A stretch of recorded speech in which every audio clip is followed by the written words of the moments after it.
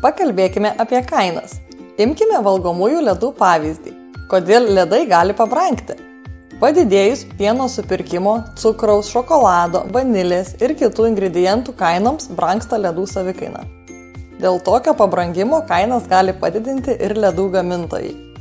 Šoktelėjusi naftos kaina brangina degalus, tad brangsta žaliavų pristatymas į gamyklą, o vėliau ledų išvežiojimas į parduotuves.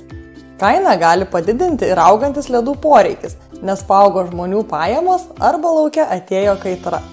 Visi šie pokyčiai atsispindi ledų kainos padidėjime. Bendrai kainų augimas vadinamas infliacija. Jei prieš metus porcija ledų kainavo 1 eurą, o šiemet 1 eurą ir 10 centų, tai reiškia, kad metinė infliacija buvo 10%. Valstybiniu lygmeniu skaičiuojama ir skelbiama infliacija parodo bendrą šalyje parduodamų prekių ir paslaugų kainų augimą.